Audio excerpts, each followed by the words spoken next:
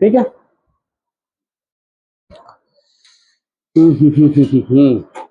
हाँ भाई स्टार्ट हो गया। तो कल मैंने प्योर रेजिस्टिव के लिए बताया था। अच्छा मैंने आई एवरेज बता दिया था कल। Instantaneous current, average current, peak current, RMS current. Similarly instantaneous voltage, average voltage, peak voltage, RMS voltage, ये बता दिया था कल, है ना। जब कुछ ना कहा जाए तो कौन सा करंट लेना, आई आर एम एस। कौन सी वोल्टेज लेनी, वी आर एम एस। कुछ ना कहा जाए तो कौन सा पावर लेनी, एवरेज पावर, है ना।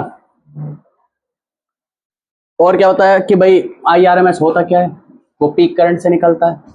आई आर एम एस बराबर I naught by root to.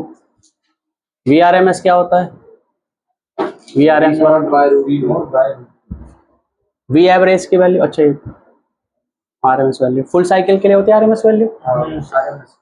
Average हम फुल साइकिल के लिए निकालते तो जीरो आ जाती थी, इसलिए हाफ साइकिल के लिए बताते थे, वो आती थी 2 वी नॉट अपॉन पाई। और करंट की क्या वैल्यू आती थी, 2 आई नॉट बाय पाई। ये सब कल बता दिया था, है ना, ये सब कल बता दिया था। इसके बाद ये बताया था कि अगर प्योर रेजिस्टिव सर्किट है, प्योर रेजिस्टिव सर्किट है,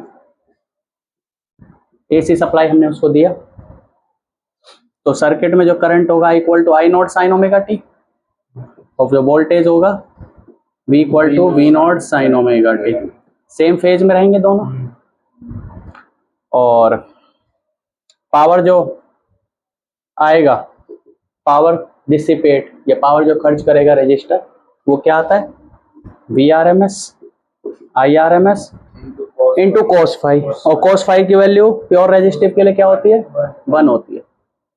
क्यों 1 होती है, फाइव है क्या, फेज डिफरेंस, वोल्टेज और करंट का phase difference. Pure resistive circuit में दोनों का फेज सेम रहता है। अरे इसका भी ओमेगा टी फेज है, इसका भी ओमेगा टी फेज है, तो दोनों का फेज सेम रहता है, इसलिए फेज डिफरेंस कितना होता है, 0। तो फाइव की वैल्यू क्या होती है, 0 डिग्री। प्योर रेजिस्टिव सर्किट की बात कर रहे हैं। कोस फाइव की वैल्यू क्या हो जाएगी, फाइव की वैल्यू 0, तो कोस 0 क्या हो गया, 1। तो इसलिए पावर एवरेज का फॉर्मूला जो होता है V R M S I R M S cos five, वो कितना हो जाएगा, V R M S into I R M S cos five की वैल्यू 1, ये हो जाता है एवरेज पावर किसमें, प्योर रेजिस्टिव सर्किट में। और क्या हो जाता है, V square R M S upon R, ये वाला फॉर्मूला भी हो जाता है इसमें। ये कैसा है, V equal to I R लगा के आई की जगह रख दिया वी अपॉन आर, तो वी स्क्वायर अपॉन आर हो गया। और एक और फॉर्मूला होता है, अरे ये सारे वही फॉर्मूले जो थर्ड चैप्टर में पढ़ते हैं, थर्ड चैप्टर के फॉर्मूले, आई स्क्वायर, वहां पे तो हम वी कांस्टेंट होता है, करंट कांस्टेंट होता है, तो वहां तो सेम रख लेते हैं। और यहाँ पर तो लगातार बदल रहा है, कोई फर्क नहीं पड़ता, बदल रहा है तो हमें कौन सी वैल्यू ले लेनी है, आर एम एस वैल्यू ले लेनी है। तो आर एम एस वैल्यू लेकर भी वही पावर कंज्यूम आएगा जो बदलती हुई वोल्टेज का पावर कंजम्पशन आता है। तो इसका आ जाएगा I square I R M S into में आर, है ना, आई आर एम एस का स्क्वायर इंटू में आर। ये हो गया पावर कंजम्पशन इसमें रजिस्टर में। ठीक है, ये कंप्लीट, ये हो गया। इसके बाद अच्छा इसमें सेम फेज होगा, और करंट और वोल्टेज का आई नोड और वी नोड का क्या रिलेशन होता है, यही होता है आई नोड बराबर वी नोड बाय आर, है ना। तो ये सब थे, कल इसके क्वेश्चन भी करे थे 2-4, जो बुक में एनसीईआरटी में वो करे थे। अब आते हैं नेक्स्ट कैपेसिटर वाले पे, कैपेसिटर और इंडक्टर वाले पे। कैपेसिटर इंडक्टर में क्या था, प्योर कैपेसिटर और प्योर इंडक्टर। क्या वोल्टेज था, V equal to V not sine omega T. तो करंट क्या था, कैपेसिटर में करंट पीछे रहता है आगे रहता है, करंट आगे रहता है, तो हो जाएगा I naught sine omega T plus pi by 2। या उल्टा भी कह सकते हैं, हम करंट के फेज को फेज मानते हैं, मतलब करंट के फेज को एज ए ओरिजिन मान के चलते हैं, मतलब उससे नापते हैं। तो इसका फेज क्या हो जाएगा, है ना। इंडक्टर में क्या होता था, करंट पीछे रह जाता है, करंट की फेज है मान लो I equal to I not sine omega T, तो इसका हो जाएगा V not sine omega T plus pi by 2। ये इसका था। इसमें जो रेजिस्टेंस होता है वो होता है 1 अपॉन ओमेगा सी। इसमें जो रेजिस्टेंस होता है ओमेगा एल होता है। इसका फेज डिफरेंस पाई बाई 2 हो गया। इसका फेज डिफरेंस क्या हो गया? पाई बाई 2, है ना। फेज डिफरेंस मतलब किस किस के बीच का फेज डिफरेंस? वोल्टेज और करंट का। इसमें भी फेज डिफरेंस वोल्टेज और करंट का। अच्छा, इसका रेजिस्टेंस ये हो गया, इसका रेजिस्टेंस ये हो गया। वी नॉट आई नॉट कैसे रिलेट होते हैं? वी नॉट बराबर I not into R V equal to I. Similarly यहाँ पर है। अच्छा, इसमें आरएमएस वोल्टेज भी होती है ना। ओह सॉरी, जाई सी आएगा यहाँ पे, जाई, ठीक है। अच्छा, यहाँ पे वी आर एम एस क्या होता है? वी आर एम एस हो जाएगा I R M S into में जाई सी।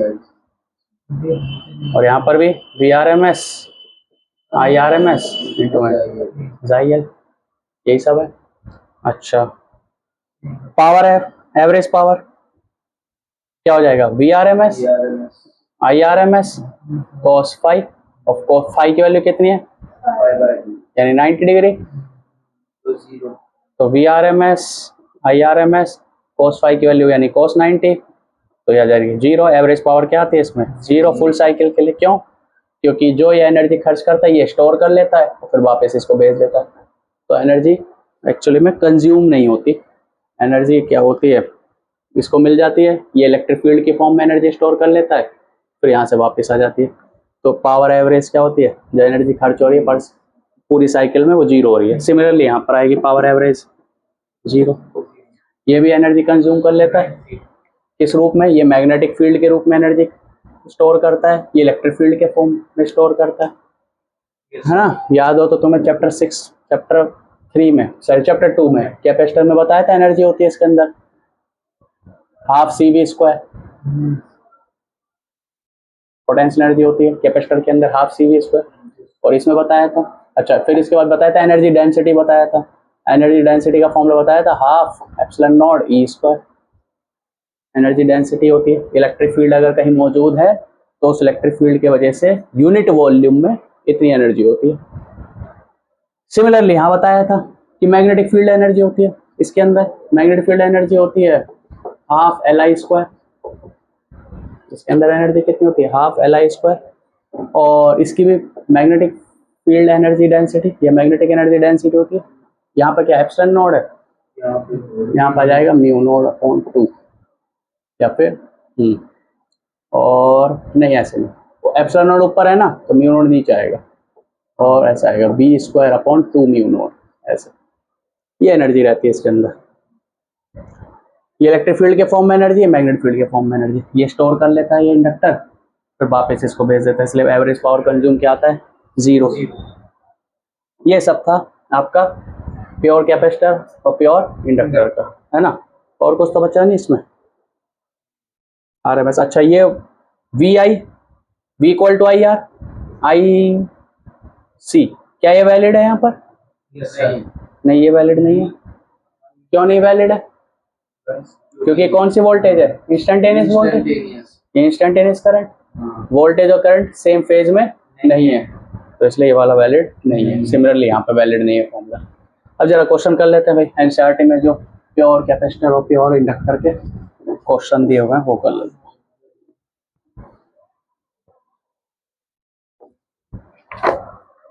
हाँ बोलो, क्या कह रहे हो? आसान है। 7.2 एग्जाम्पल नंबर 7.2। एक प्योर इंडक्टर है जिसकी इंडक्टेंस है, सेल्फ इंडक्टेंस है 0.25 milli henry, is connected to a source of voltage का सोर्स है 220 वोल्ट। फाइंड इंडक्टिव रिएक्टेंस यानी ZL, ये फाइंड आउट करना है। आरएमएस करंट फाइंड आउट करना है। इन द सर्किट अगर फ्रिक्वेंसी ऑफ सोर्स क्या दी हुई है 50 हर्ट्ज, फ्रिक्वेंसी ऑफ सोर्स दी हुई है 50 हर्ट्ज, ट्राई करो चलो, फ्रिक्वेंसी ऑफ सोर्स दी हुई 50 हर्ट्ज।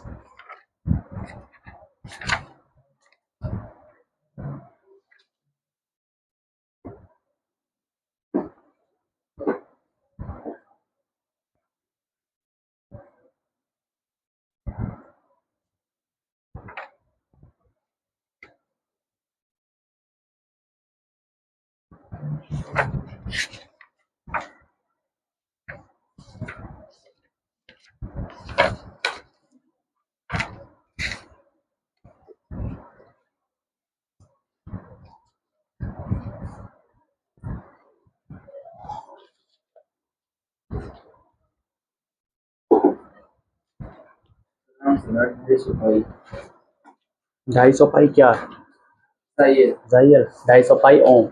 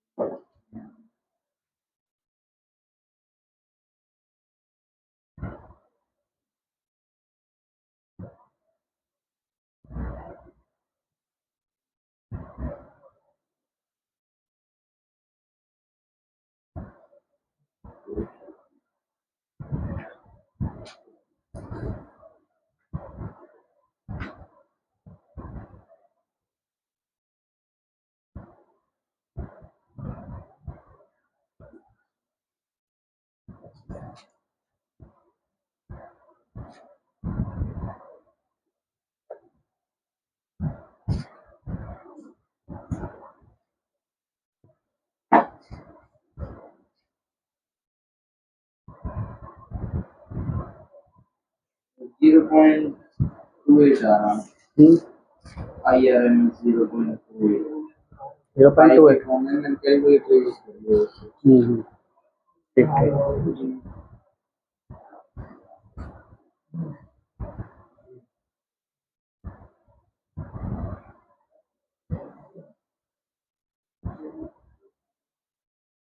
है।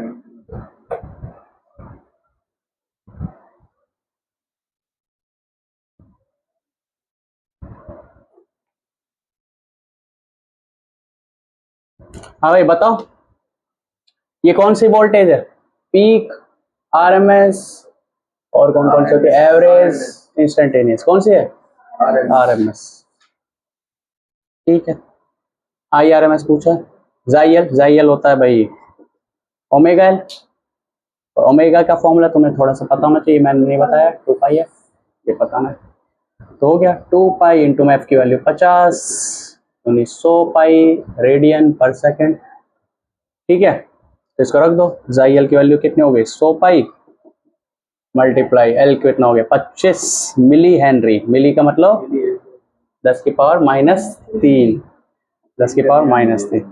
ठीक है, तो हो जाएगा 2500 पाई, 25 गुना 100 2500 पाई, और 10 की पावर 3 माइनस का मतलब 10 की पावर, ये कट जाएगा 25 पाई बट्टे 10 यानी 2.55 ओम, फिर रेजिस्टेंस हो जाएगा ओम।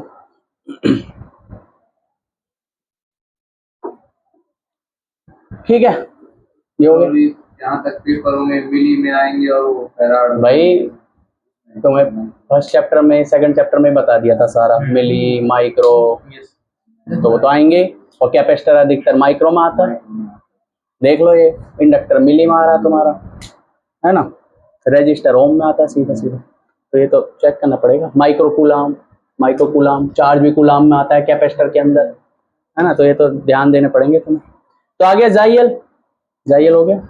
अब क्या पूछा आरएमएस करंट, तो वो लगा लो वी आर एम एस, अभी बताया equal to I R M S into में जाइयल, अरे ओम्स लॉ लगा दिया आरएमएस वोल्टेज को लेके, तो जाइयल आ जाए, सॉरी जाइयल हमें पता आई आर एम एस पूछ रहा है, तो आई आर एम एस बराबर V R M S upon जाइयल।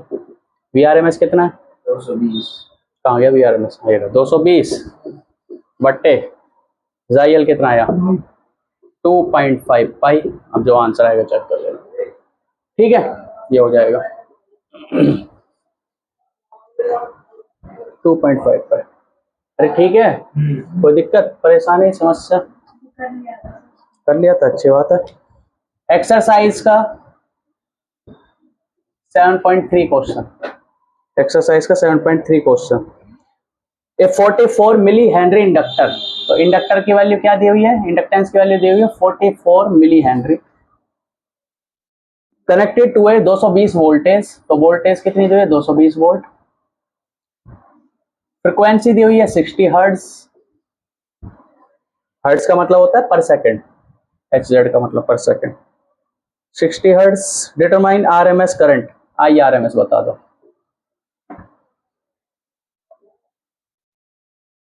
करो।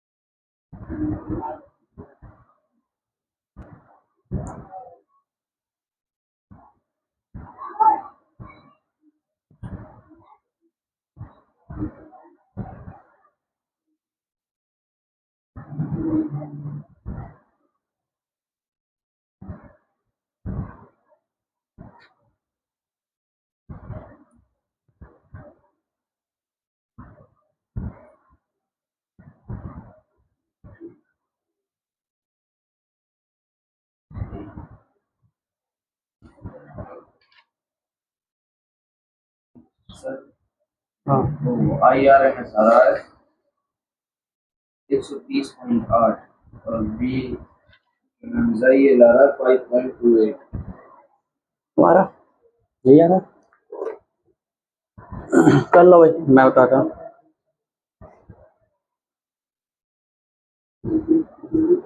130.8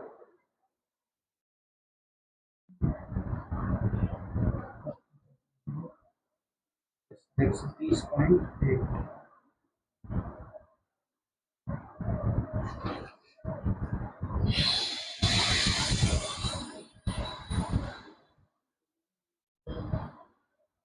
है।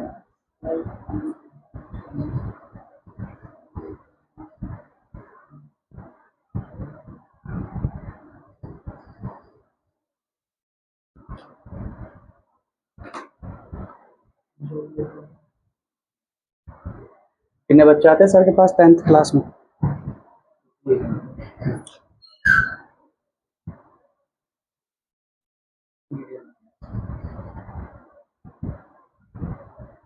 देख लिया अभी, बताएं भाई। VRMS तो ये है, IRMS पता है, IRMS निकालना है तो लगेगा फॉर्मूला VRMS बराबर IRMS इंटू में ZIL।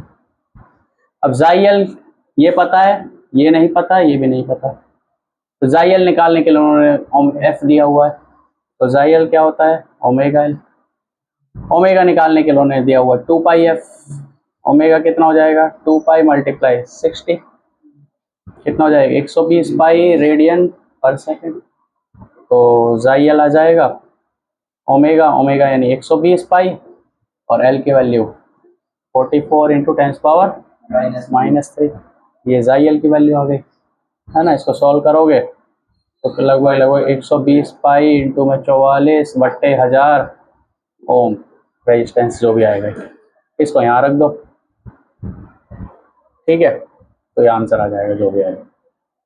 फिर सिंपल है, कोई दिक्कत नहीं। अगला क्वेश्चन देखो, और कोई है तो इसके ऊपर चेक करते हैं। इंडक्टर के ऊपर, कैपेसिटर के ऊपर, कैपेसिटर के ऊपर ये कौन सा था 7.3 था ना,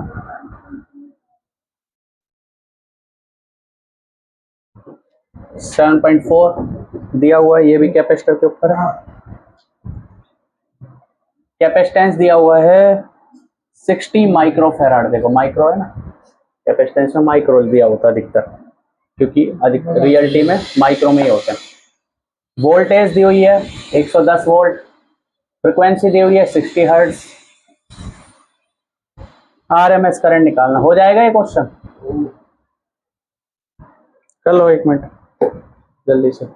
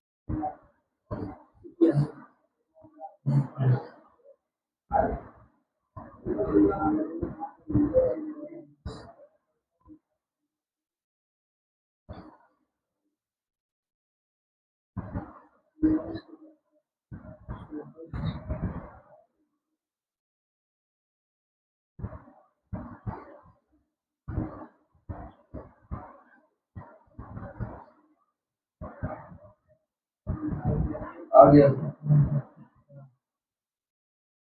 हो गया?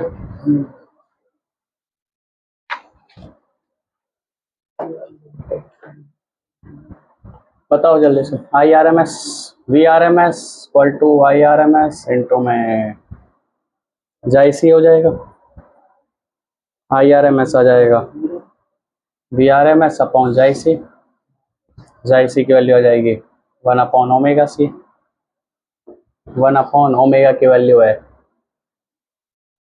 2 पाई एफ। एफ कितना है? 60। सी की वैल्यू है 60 10⁻⁻⁶। यही है ना? तो ये तो हो गया 2 ओमेगा क्या हो गया 2 पाई एफ, और एफ कितना है? एफ कितना है 60 ये रहा, इंटू सी की value 60 into 10⁻⁻⁶। V R M S कितना है 110, और इस वैल्यू को यहाँ पुट करना है, आंसर निकालना है ना? क्या हो जाएगा 10⁻6। एक मिनट, ये आ जाएगा 60 गुना 60 3600, यानी 7200 पाई है ना? इसको यहाँ रखना है 10⁻6 बटे 7200 पाई। ये ऊपर चला जाएगा तो 110 मल्टीप्लाई 7200, अब जो भी आएगा आंसर एम्पियर। ठीक है।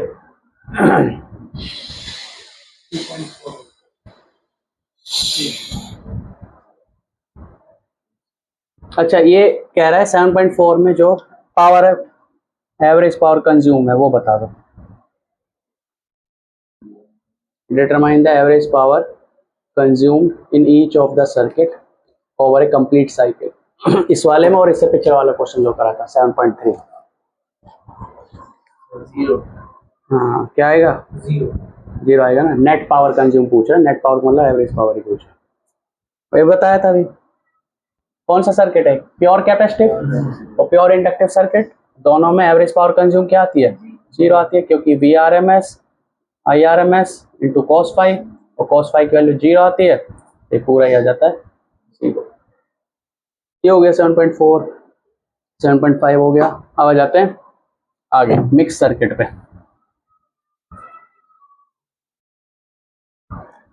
मिक्स सर्किट में सीधा एलसीआर सर्किट की बात कर लेते हैं, मोस्टली उसी के क्वेश्चन आते हैं।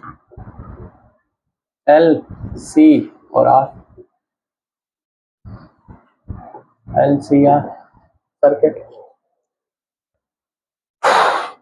तीन तरह के सर्किट होते हैं एलसीआर में। V equal to V nought, sorry current है I equal to I not sine omega T, तो V equal to V not sine omega T plus five, यही होता है ना। अब तीन केस होते हैं इसमें, अगर V not L V not C से बड़ा है, जाई L जाई C से बड़ा है, ये कैसा है यहां से, ये अगर केस है ठीक है, इस केस से ये कैसा है, इसकी वैल्यू पुट करते हैं। अरे I नॉट इनटू में हाँ, वी नॉट एल क्या होता है, वी नॉट एल होता है आई नॉट इंटू में जाई एल, और वी नॉट सी क्या होता है I नॉट इनटू जाई सी। अब क्या ये इससे बड़ा है, तो हम कहेंगे इसकी वैल्यू रख दी हमने यहाँ पर, I nought xi L greater than I nought xi C, I not से आई नॉट कट गया तो जाई एल ग्रेटर देन जाई सी आएगा। तो अगर ये वाला केस है इसमें कि voltage across inductor, peak voltage across inductor is greater than peak voltage across capacitor, ये वाला केस है, तो इंडक्टर का रेजिस्टेंस ज्यादा होगा, कैपेसिटर का रेजिस्टेंस कम होगा, ठीक है। इस वाले केस में जो Z होता है वो क्या होता है, under root R square plus xi L बड़ा है ना, तो जाई एल माइनस जाई सी का होल स्क्वायर, ये होता है। फाई, इन दोनों के बीच का फेज डिफरेंस फाई है, कौन लीड करेगा, वी नॉट एल है ना, तो इंडक्टिव सर्किट है ये, कौन सा सर्किट है, inductive LCR circuit, inductive LCR circuit है। तो इंडक्टिव एलसीआर सर्किट में कौन लीड करता है, इंडक्टर, इंडक्टर, इंडक्टर तो लीड करता है, तो इंडक्टर की वजह से कौन लीड करेगा, करंट या वोल्टेज, इसकी वजह से वोल्टेज करेगा, क्योंकि इंडक्टर क्या करता है, करंट को अपोज करता है, तो इसलिए वोल्टेज लीड करता है, तो इसलिए वोल्टेज का फेज डिफरेंस वो तो मैंने यहाँ लिख दिया वैसे ही, V equal to V not sine omega T plus five होता है, और करंट का वोल्ट फेज वो क्या होता है, साइन ओमेगा टी, मतलब करंट का वो फेज से वोल्टेज फाइव एंगल आगे होता है ना। इसका वो डायग्राम याद हो तो, यहाँ होता है आई नॉट और यहाँ ये होता है वी नॉट आर, नीचे होगा वी नॉट सी और ऊपर होगा वी नॉट एल, ये छोटा है ये बड़ा है, तो नेट रिजल्टेंट ऊपर की तरफ आएगा, और वो क्या आएगा, V naught L minus V naught C, तो रिजल्टेंट वी नॉट ये मिलेगा, तो यहाँ से आंसर आता है वी नॉट बराबर under root V naught across R voltage, maximum voltage या peak voltage across R plus peak voltage across L minus peak voltage across capacitor का होल स्क्वायर। अरे यहीं से ही बना है ना ये, यहाँ से करंट निकाल दो, यहाँ से करंट निकाल दो। अच्छा और क्या था इसमें, Z हो गया, tan फाई, tan फाई क्या आता था, माइनस अरे ऐसा इस वो बनता था एक और ट्रायंगल ऐसा, ऐसे कि यहाँ पर होएगा R, यहाँ होएगा जाई एल माइनस जाई सी, और ये बनेगा Z, ये फाई होगा, तो यहाँ से tan फाई आएगा, tan फाई आएगा परपेंडिकुलर, यानी ये जाई एल माइनस जाई सी अपॉन R, और यहाँ पर क्या आएगा, या फिर ये वाला ले लो, ये वाला फॉर्मूला ले लो, वी नॉट एल, ये वाला फॉर्मूला ले लो, V naught L minus V naught C upon R, ये वाला फॉर्मूला भी हो जाता है। और क्या होता है इसमें, एक ये होता है कि वी नॉट की वैल्यू कैसे निकाले, वी नॉट की वैल्यू हो जाएगी आई नॉट इंटू में जेड, इस वाले वी नॉट की वैल्यू क्या कैसे निकाले, वी नॉट एल की वैल्यू कैसे निकाले, आई नॉट इंटू में जाई एल, वी नॉट सी की वैल्यू कैसे निकाले, आई नॉट इंटू में xi C, we naught across are की वैल्यू कैसे निकाले, आई नॉट इंटू आर। अच्छा सेम केस उसके लिए भी, वी आर एम एस के लिए भी, पूरे वोल्टेज का VRMS, मतलब पूरे सर्किट का VRMS क्या होगा, IRMS इंटू में Z। Similarly VRMS across L, IRMS into में XIL, और बाकी सब के लिए भी हो जाएगा। बट ये वाला फॉर्मूला वैलिड नहीं होगा, V equal to IR IZ, ये फॉर्मूला वैलिड नहीं है क्योंकि करंट और वोल्टेज का फेज अलग अलग है। ठीक है, और कुछ था सिमिलर केस उसके लिए भी था। यहाँ पे V नोट L बड़ा लिया, वहाँ पे V नोट से बड़ा हो जाएगा, है ना, ये सारे केस थे। अच्छा, अब है एक और,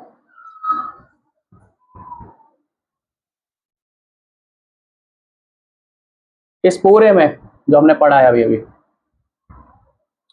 ओमेगा सॉरी XIL बड़ा था XIC से, XIL बड़ा था XIC से। XIL की वैल्यू कितनी थी, 1/ωc, ग्रेटर है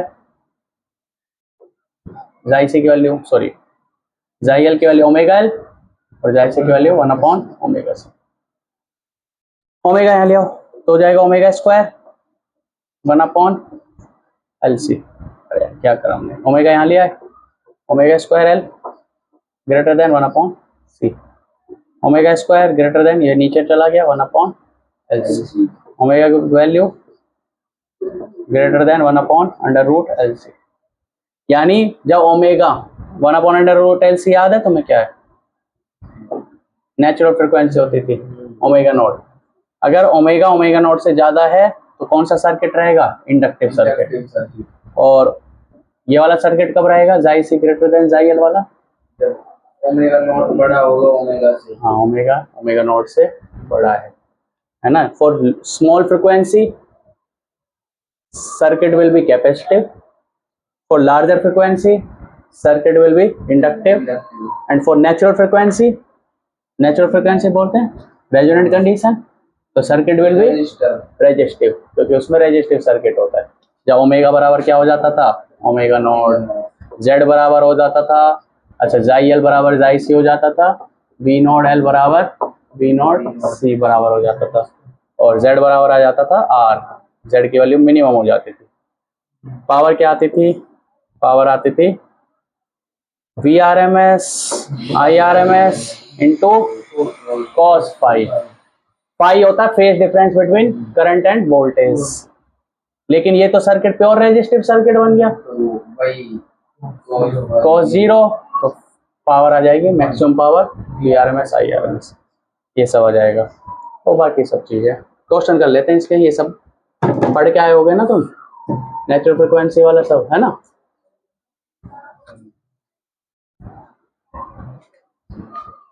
क्वेश्चन देखते हैं 7.7, नहीं 7.7 है, हाँ चाहिए 7.7 नहीं, 7.7 हमारे सिलेबस से कट गया, 7.8 देखते हैं। 7.8 है, 7.8 भी कटा हुआ है, 7.9 बात है ठीक है, एलसी ऑसिलेशन का क्वेश्चन है, एलसी ऑसिलेशन कटा हुआ है। क्वेश्चन है भाई, ओके ये टफ हो जाएगा, पहले बाद में कराएंगे, ऐसे पहले चलो ये कराते हैं। तो एलसीआर सर्किट है, सीरीज एलसीआर सर्किट है जिसकी वेरिएबल फ्रीक्वेंसी है एल सी आर, ये एलसीआर सर्किट है, V equal to V nought sine omega T. तो ये जो ओमेगा है ये चेंज हो रहा है, ओमेगा चेंज हो रहा है, ओमेगा कम है तो कौन सा सर्किट होगा, कोई तो होगा, मुझे याद नहीं है कौन सा, अभी बताया था, कैपेसिटिव होगा तुम्हारी मान लेते हैं, ठीक है। फिर ओमेगा बढ़ते बढ़ते ओमेगा हो जाएगा 1/√LC, तो नेचुरल फ्रीक्वेंसी वाला हो जाएगा और रेजोनेंस वाला हो जाएगा, फिर ओमेगा और बढ़ जाएगा तो इंडक्टिव हो जाएगा, ठीक है। तो ये कह रहा है भाई वेरिएबल फ्रीक्वेंसी ओमेगा चेंज हो रहा है, वेरिएबल फ्रीक्वेंसी है जिसकी वोल्टेज है 230 वोल्ट, कौन सी वोल्टेज है, घरों में आती है RMS। एल की वैल्यू दी हुई है उन्होंने, एल की वैल्यू दी हुई है, कितनी दी हुई है 5 हेनरी, एल की वैल्यू दी हुई है 5 हेनरी, कैपेसिटेंस की वैल्यू दी हुई है 80 माइक्रोफेराड, रजिस्टर की वैल्यू दी हुई है 40 ओम, रजिस्टर की वैल्यू दी हुई है 40 ओम, ठीक है। कोई दिक्कत नहीं। एल है, सी है, आर है, आरएमएस वोल्टेज है 230। आगे क्या कहा है, आगे कहा है determine the source frequency which derive the circuit in resonance. तो सोर्स की ऐसी फ्रीक्वेंसी बताओ कि वो सर्किट को रेजोनेंस में ले जाए। तो जल्दी से बता दो आंसर, पहले का आंसर। फ्रीक्वेंसी की ऐसी वैल्यू बताओ जो सर्किट रेजोनेंस में चला जाए। अरे सीधा सीधा रेजोनेंट फ्रीक्वेंसी पूछ रहा है। रेजोनेंट फ्रीक्वेंसी, हाँ, ओमेगा नॉट बराबर क्या होता है, 1/√LC। निकाल दो चलो जल्दी से, 1/√LC।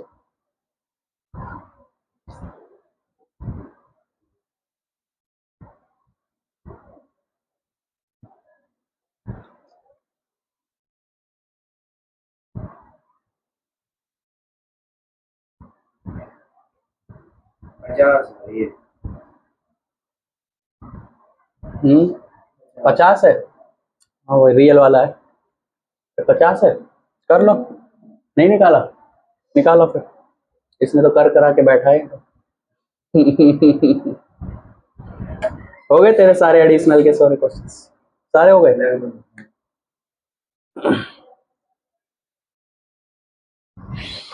अब क्या दिन से तो स्कूल नहीं आ रहा है, इस वजह से अभी चल नहीं रही है। नहीं चैप्टर 3 भी नहीं पढ़ जाता फिर।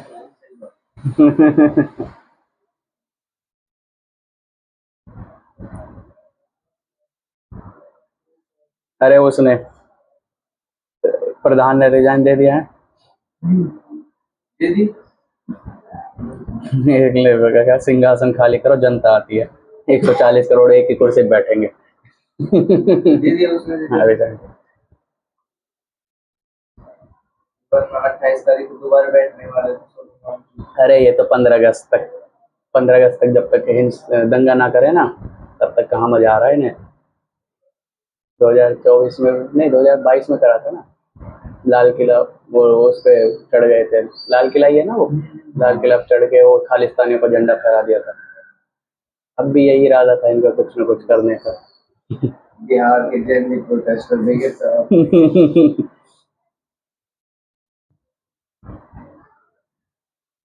गाने लग जाते। हाँ 50।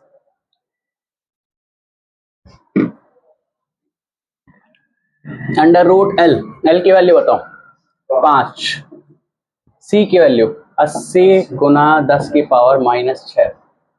ठीक है, 1/√, 8 पंजे 40, 400 है ना। तो 10 की पावर -6, 400 का कितना हो जाएगा 20, और 10 की पावर -6 का हो जाएगा 10 की पावर -3। ये ऊपर जाएगा तो 1000/20, आंसर आ गया 50 हर्ट्ज। फ्रीक्वेंसी आ गई 50 हर्ट्ज। पहला क्वेश्चन तो यही पूछा कि किस फ्रीक्वेंसी पर। अच्छा ओमेगा आया, ये ओमेगा नहीं आया अभी, ओमेगा नॉट आया। नहीं नहीं नहीं, ये फ्रीक्वेंसी आई है, फ्रीक्वेंसी आई है। ओमेगा निकालना था तो 2πf होएगा, ओमेगा आएगा 2πf, है ना। एक मिनट देखो, एक मिनट देखो, ये वाला फॉर्मूला आता कहाँ से, ये वाला फॉर्मूला आता है ओमेगा, ये ओमेगा है या एफ है, कंफ्यूजन है। तो कैसे चेक करें, तो ये देखते हैं कि ये फॉर्मूला आया कहाँ से, वहां से पता लग जाएगा। ओमेगा आया था जाई एल बराबर जाई सी हो जाता है रेजोनेंट पे, जाई एल की वैल्यू होते ओमेगा एल, जाई सी की वैल्यू होते 1/ओमेगा सी।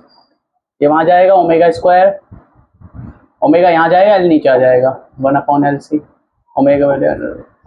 तो ये ओमेगा आया है, ना कि फ्रिक्वेंसी है, ये ओमेगा ही है, मतलब ये हर्ट्ज ना होके रेडियन पर सेकेंड। ठीक है, फ्रिक्वेंसी निकालनी होती तो क्या करते, फ्रिक्वेंसी निकालनी होती तो 2π से डिवाइड आउट कर देते। अरे ओमेगा कितना है 1/√LC, और हमें पता है ओमेगा होता है 2πf equal to omega which is equal to 1/√LC। तो अगर फ्रिक्वेंसी चाहिए तो 1/2π√LC ये हो जाएगा। ठीक है, अच्छा ये पहला क्वेश्चन था। अगला क्वेश्चन कह रहा है ऑब्टेन द इम्पीडेंस, इम्पीडेंस पता है, impedance of the circuit resonance condition में इम्पीडेंस की वैल्यू बता दो। Obtain the impedance of the circuit, ये आर ही हो जाएगा Z बराबर 40 ओम हो जाएगा। अरे पता है तुम्हें, इम्पिडेंस में जाई एल और जाई सी बराबर हो जाता है, तो Z का फॉर्मूला होता था, हमें पता है are square plus xi L minus जाई सी का होल स्क्वायर। तो जाई एल जाई सी बराबर हो जाता था, ये 0 हो जाएगा, तो इम्पिडेंस की वैल्यू हो जाएगी R, और R कितना है 40 ओम। अगला क्वेश्चन पूछ रहा है amplitude of current, amplitude of current मतलब आई नोट, आई नोट पूछ रहा है। दिया क्या हुआ है, ये वाली वोल्टेज दी हुई है, ये वाली वोल्टेज दी हुई है, आई नोट की वैल्यू पूछ रहा है, करो लगाओ दिमाग।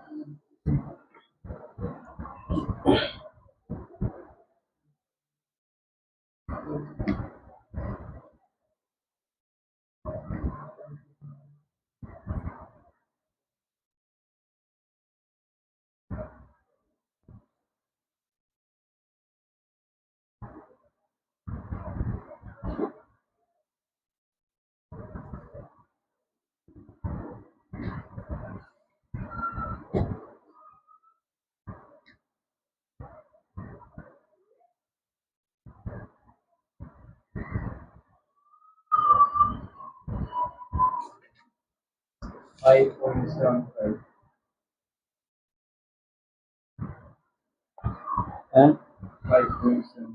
क्या पूछा क्या था मैंने, आई नोट। अच्छा हो गया तुम्हारा, कैसे निकलेगा बताओ। हमें पता क्या है, आरएमएस वोल्टेज पता है, और वहां से पीक करंट निकालना है। अच्छा ये आई नोट मैक्सिमम है, तुम्हें पता हो तो।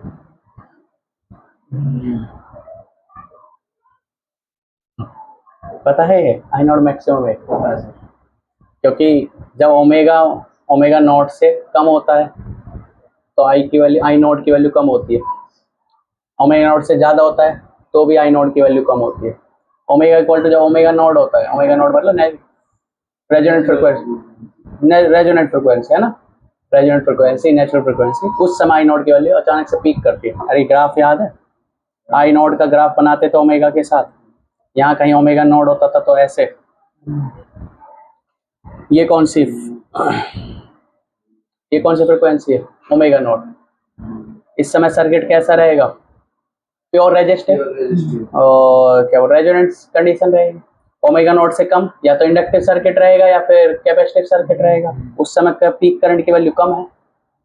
ओमेगा नोट से ज्यादा है फ्रीक्वेंसी, उस समय भी आपका सर्किट या तो कैपेसिटिव होगा या इंडक्टिव होगा, उस समय भी करंट, पीक करंट की वैल्यू कम है। लेकिन जैसे ही सर्किट रेजोनेंट कंडीशन के उस समय पीक करंट की वैल्यू मैक्सिमम हो जाती है, इसलिए आई नोट मैक्सिमम। तो आई नोट मैक्सिमम की वैल्यू क्या है, कैसे निकालोगे, वी आर एम एस दिया हुआ है वहां से वो निकालना। अच्छा अगर ये दिया होता तो ये निकाल सकते थे, ये दिया होता था तो इससे ये निकाल सकते थे, कैसे, V nought equal to I not into R, मतलब ऐसे जेड होता है, जेड क्योंकि पूरे सर्किट का वोल्टेज है, ये पूरे सर्किट का करंट है, तो वोल्टेज बराबर पूरे सर्किट का करंट मल्टीप्लाई पूरे सर्किट का रेजिस्टेंस। पर यहाँ का पूरे सर्किट का रेजिस्टेंस किसके बराबर है, आर के बराबर, तो आई नॉट आता वी नॉट बाय आर। पर अब ये कहानी है वी नॉट कैसे निकाले, तो आर एम एस दिया हुआ है, वी नॉट निकाल लो। अरे वी नॉट क्या होता है, वी आर एम एस कितना होता है, V nought upon root two, हो गया। अरे आर एम एस दिया हुआ है, वी नॉट मिल जाएगा, वी नॉट कितना मिल जाएगा, root two multiply V R M S, और वी नॉट को यहां रख दो, आपको आई नॉट मिल जाएगा। Simple question.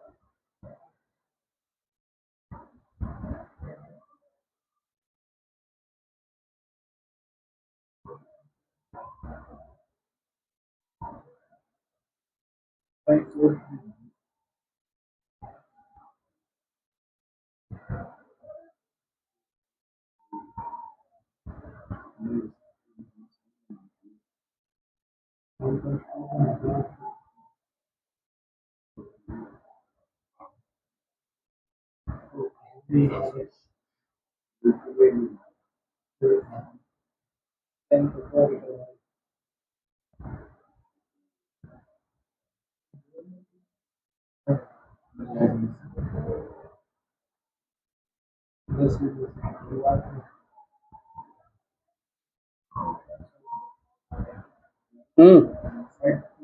है। हो गया।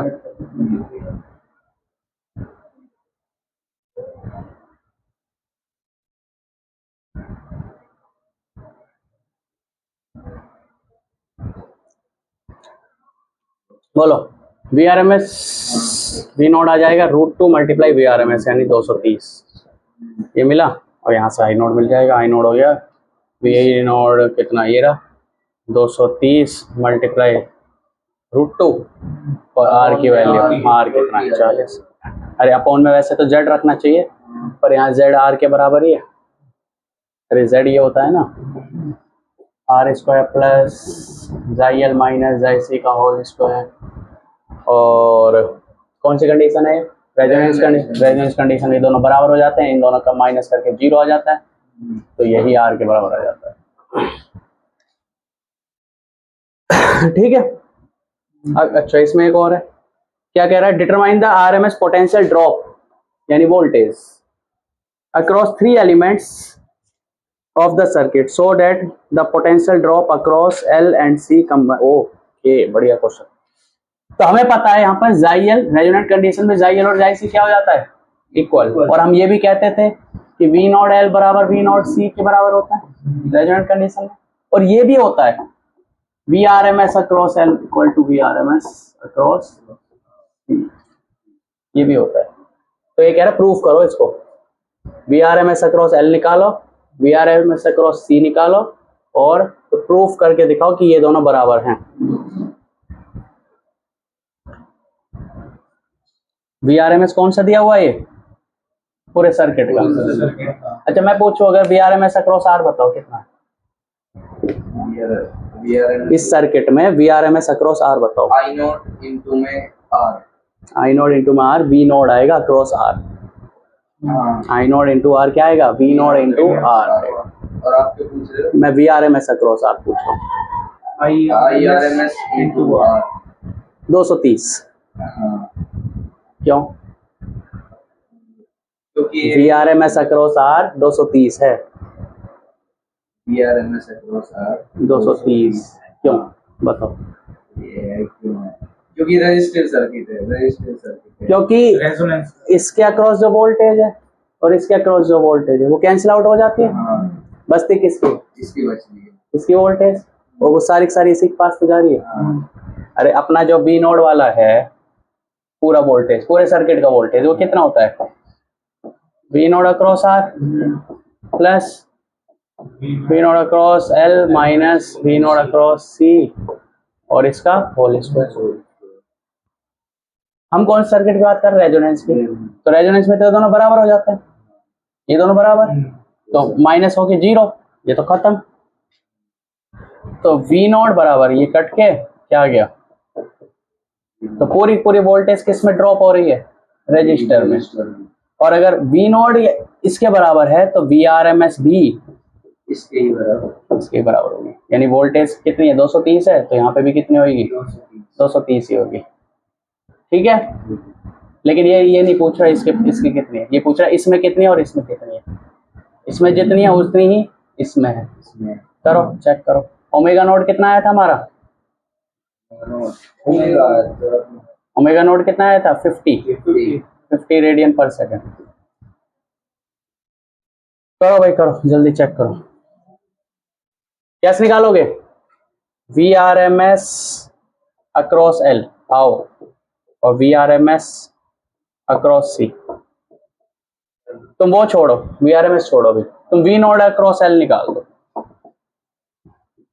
V नोड मिल गया तो VRMS मिल जाएगा। अरे ठीक है और कौन सी फ्रीक्वेंसी के लिए निकालनी है रेजोनेंट फ्रीक्वेंसी के लिए ओमेगा नोड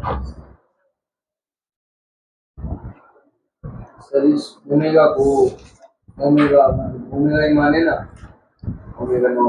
ओमेगा नॉट को ओमेगा मान कुछ भी मान लेकिन उसकी वैल्यू 50 रखनी है रेजोनेंट कंडीशन कब सेटिस्फाई होगी? जब फ्रिक्वेंसी जो ओमेगा कितना है 50 है, और ये रेजोनेंट कंडीशन के लिए पूछ रहा है, इसकी वैल्यू और इसकी वैल्यू। और रेजोनेंट कंडीशन में इन दोनों की वैल्यू क्या हो जाती है? इक्वल हो जाती है। इन दोनों की वैल्यू इक्वल हो जाती है और overall value, total value in दोनों की मिला के 0 हो जाती है।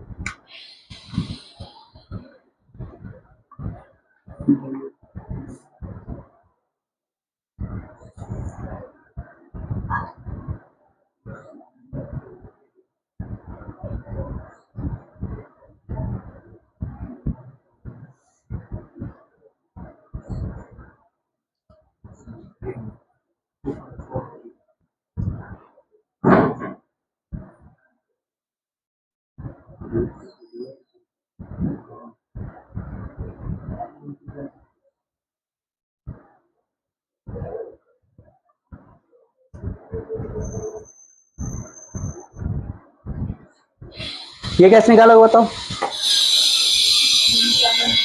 बताओ निकालो कैसे, क्या फॉर्मूला है? I नॉट इंटू जाइए, इंडक्टर के लिए निकाल रहे हो, अरे V नॉट निकाल रहे हो तो I नॉट इंटू जाइए, V नॉट L निकाले जाए। अच्छा I नॉट हमने सेकंड पार्ट में निकाला था, वो भी नहीं निकाला, तो उसकी वैल्यू कैसे रखोगे? उसकी वैल्यू I नॉट 2.43 आया था। अरे मैं देख लेता हूँ ना, एक मिनट। I नॉट की वैल्यू मैं बता देता तुम्हें, 7 है ना, 7.11 का B पार्ट, ये आ रहा है 8.1 एम्पियर। I नॉट की वैल्यू आ रही है 8.1 एम्पियर। अच्छा बढ़िया, तो मोबाइल से कर लेता। वैल्यू क्या होती है? 1.414।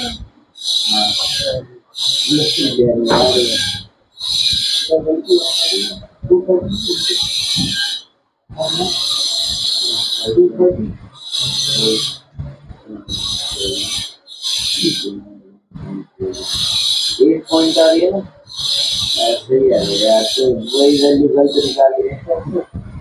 4 से डिवाइड करेगा क्या आएगा? 5.75 आएगा। 7.75 ही था, ये मेरे के लिए आया तो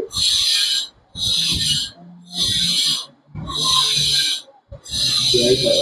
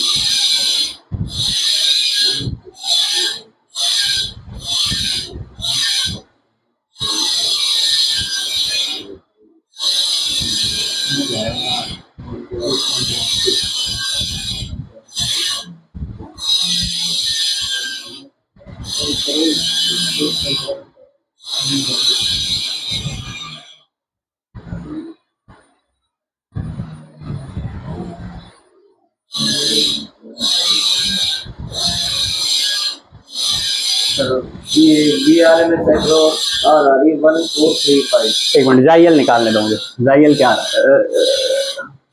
जाइयल आएगा ओमेगा एल, ओमेगा 50, एल कितना है 5 है ना, 250 ओम, तो हो जाएगा I नॉट कितना 8.1 गुना 250। जाई सी निकालते हैं, 1 ओमेगा सी 1/50 इंटू में सी की वैल्यू कितनी है 80 माइक्रोफैराड। 80 है 10 की पावर 6 ऊपर चला जाएगा, 10 की पावर 6 अपॉन 8 400, तो 10 की पावर 4 यानी 2 3 4/4 यही होगा। 4 के आगे 25 2500, ओहो जाई सी यही आया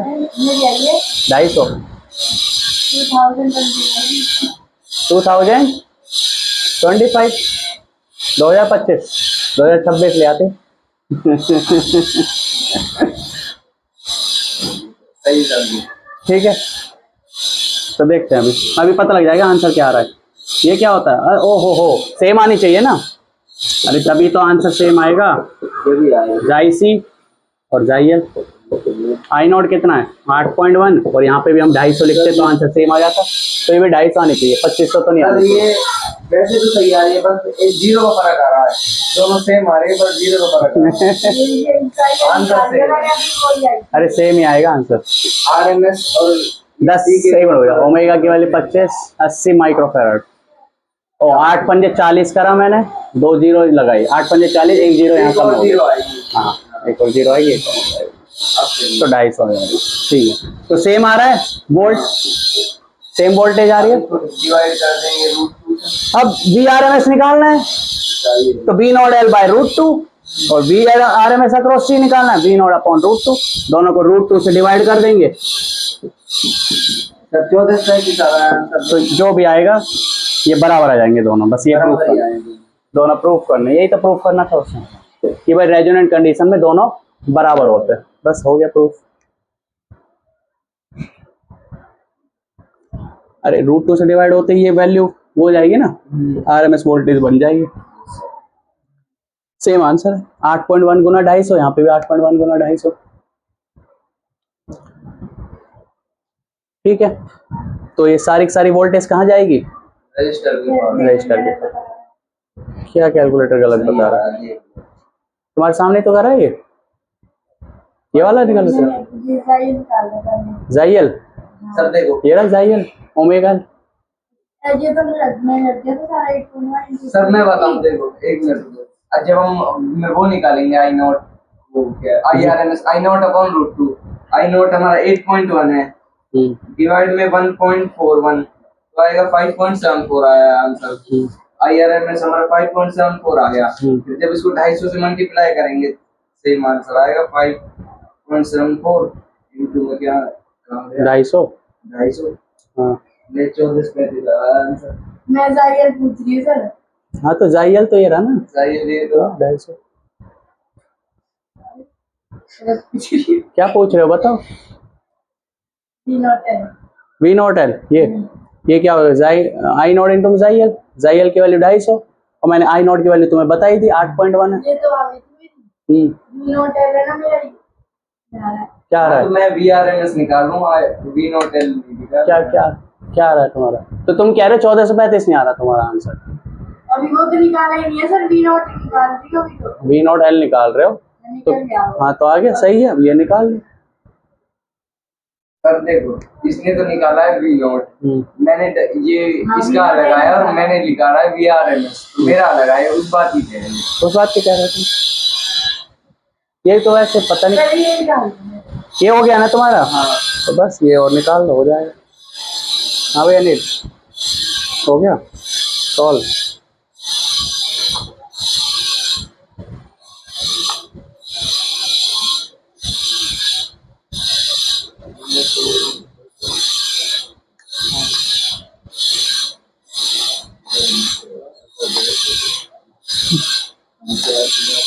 इसको वो वाला क्वेश्चन बता देना, वो 5 वाला, ये कर लेगा खुद, या तुम बता देना ऐसा।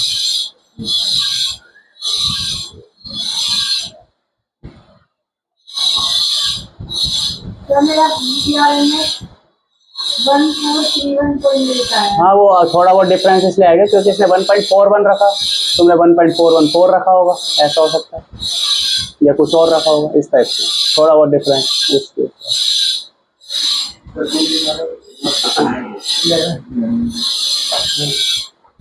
अरे रुक जा भाई, छोड़ो इसको। इसमें 1437.5। हाँ मेरा यही 37 आया, 14 हाँ तो 1.41 रखा है ना, 414 रखता तो 1437 आ जाता। अरे कोई बात नहीं, वो थोड़ा बहुत डिफरेंस है, उसको छोड़ो। मेन क्वेश्चन ये कंसेप्ट समझाना था कि भाई रेजोनेंट फ्रीक्वेंसी कंडीशन में ये दोनों वोल्टेज बराबर हो जाते हैं। ठीक है, अब है, इसको मैं कल करवाऊंगा इस वाले क्वेश्चन को। इस वाले को देखते हैं, एग्जाम्पल नंबर 7.6। Example number 7.6।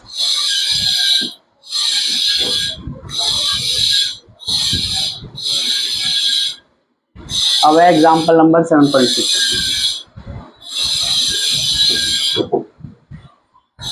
ये क्वेश्चन कह रहा है एक रजिस्टर है 200 ओम का,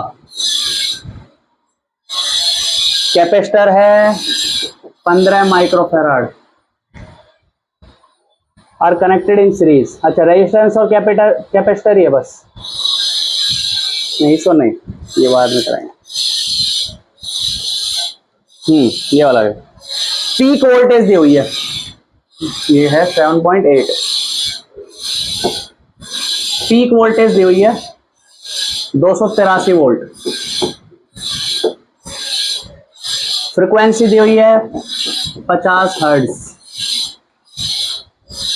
LCR circuit in which resistance कितना है 3 ओम, एल कितना है, कैलकुलेटर यूज कर लेना, 25.48 मिली हेनरी, और कैपेसिटेंस है 796 microfarad. Find impedance of the circuit, Z की वैल्यू निकालनी।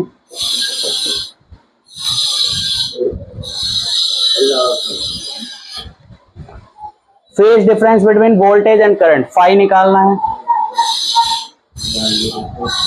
और power dissipate in the circuit, average power dissipate कितना होगा वो बताना, और पावर फैक्टर यानी कॉस पाई, कॉस पाई को बोलते हैं पावर फैक्टर, पावर फैक्टर बताना। करो डायग्राम बना लो, एक एलसीआर रखिए, है ना। जेड की वैल्यू के लिए क्या चाहिए, are square plus xi L minus जाई सी का स्क्वायर, तो जाई एल के लिए चाहिए ओमेगा एल, ओमेगा के लिए एफ को ओमेगा में बदलना पड़ेगा।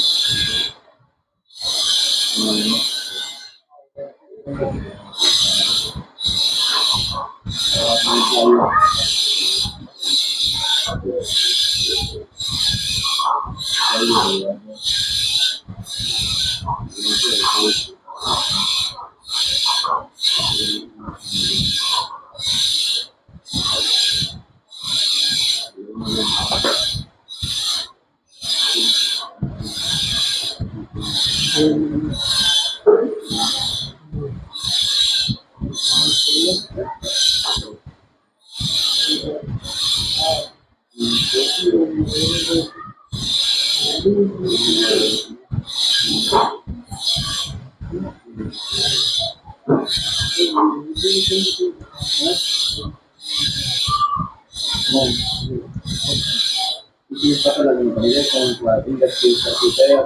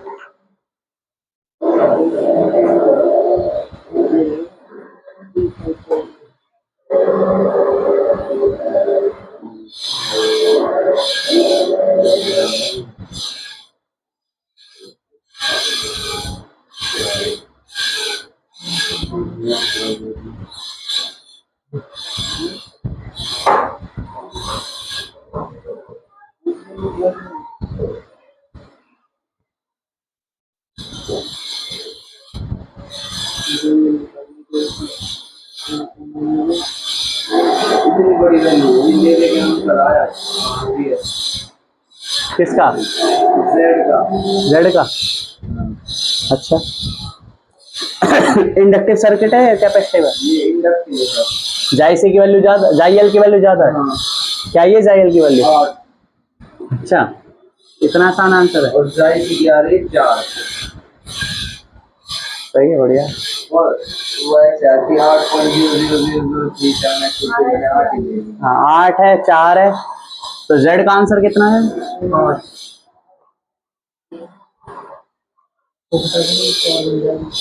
जाई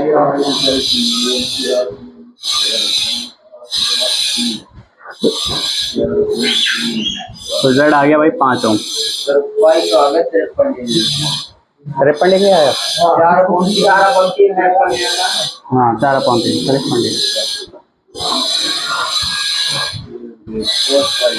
cos फाई की वैल्यू 4/।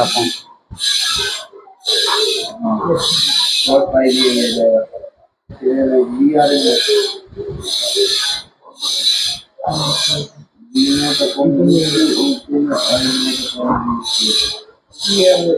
आई नोट निकालना पड़ेगा एवरेज पावर के लिए।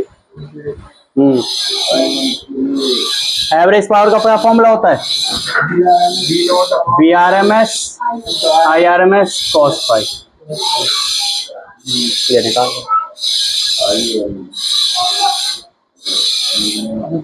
cos फाई 4/3 नहीं आया, सॉरी cos फाई आएगा 4/5।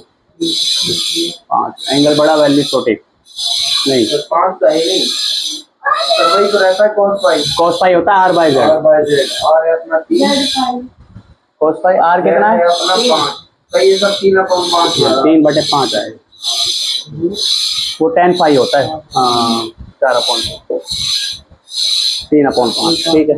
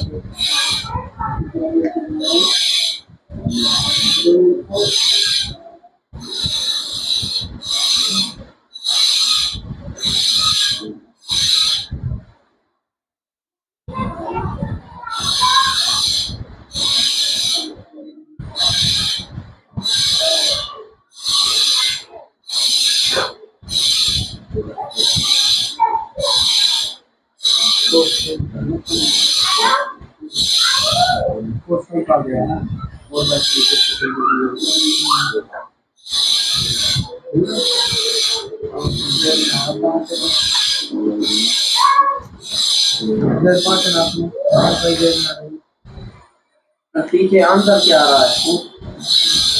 पावर एवरेज पावर पहले बताओ VRMS कितना आया तुम्हारा? मेरा VRMS तो मैंने एस ले लिया V0/√2 into I not upon √2 हाँ तो 283 अपॉन में 2 और I0/√2। I0 कितना आया? आई नॉट सर 56.6। हाँ मेरे हिसाब से आया होगा 283/5। हाँ यही है। अरे I0 हाँ V0/Z तो 283/5 तो ये हो गया RMS और cos फाई की वैल्यू है 3/5 और हाँ सही 5 दूनी 10 हो गया, 10 पंजे 50 तो जो भी आएगा 283 ये आएगा एवरेज पावर है ना। हाँ तो यही तो आएगा ये है 19,017 283 मल्टीप्लाई 283 मल्टीप्लाई 3/10/3 11 8,008 सर आपने 283 इंटू 283 इंटू 3 इंटू में 3 अपॉन में 10 इंटू में 5 डिवाइड में 10 डिवाइड में डिवाइड में 10 इंटू में 5 डिवाइड में 10 डिवाइड में 5 मैंने डिवाइड में 3 कर दिया। डिवाइड में 10 डिवाइड में 5 होगा, गुना 3 डिवाइड में 5 तो आएगा 4805। और वॉट आएगा, वॉट क्योंकि पावर होती है वॉट में।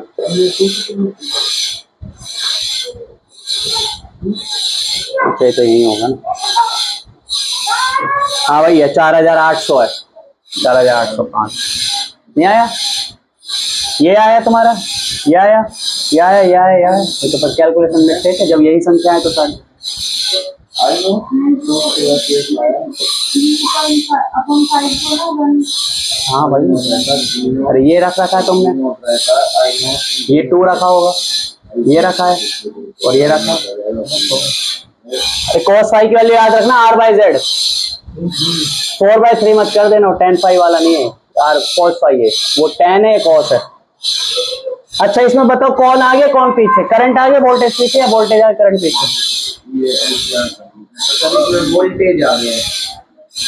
इंडक्टिव सर्किट है ना ये, इंडक्टिव सर्किट में कौन आगे होता है? वोल्टेज। हाँ करंट पीछे रहता है। तो बुक ने इसको लिया है -53 डिग्री। -53 क्यों बोला है? उसने कहा कि करंट पीछे है इसलिए हम इसको नेगेटिव लिखेंगे। ठीक है, तो ये आंसर है। उसने कहा करंट पीछे इसलिए हम नेगेटिव रखेंगे। पावर फैक्टर इसने बताया है, पावर फैक्टर की वैल्यू बताई है इसने 3/5 यानी 0.6। तुम देख रहे हो पावर फैक्टर क्या है, 0.6। प्योर रेजिस्टिव सर्किट होता तो पावर फैक्टर कितना होता? वही 0 1 होगा। cos फाई की वैल्यू 1 आती है प्योर रेजिस्टिव सर्किट, क्योंकि रेजिस्टेंस सबसे ज्यादा पावर कंज्यूम करता है इसलिए वहां पावर फैक्टर होता है 1। और यहाँ पर पावर कंज्यूम कम होगी, क्यों? क्योंकि यहाँ पर L भी है और R भी है, C भी है। R तो कंज्यूम ही करता है, L और C कंज्यूम नहीं करता। L और C प्योर इंडक्टर और प्योर कैपेसिटर के लिए पावर फैक्टर की वैल्यू 0 आती है। अरे प्योर इंडक्टर और प्योर कैपेसिटर, लेकिन यहाँ R भी है तो ये पावर कंज्यूम कर रहा होगा, पर ये वाले पावर कंज्यूम नहीं कर रहे होंगे, तो इसलिए पावर फैक्टर की वैल्यू 1 ना आके 0.6 चाहिए जो कि 1 से कम है। ठीक है, 1-2 क्वेश्चन और रह रहे हैं वो कल करा देंगे, नेक्स्ट चैप्टर कल स्टार्ट करेंगे। ठीक है,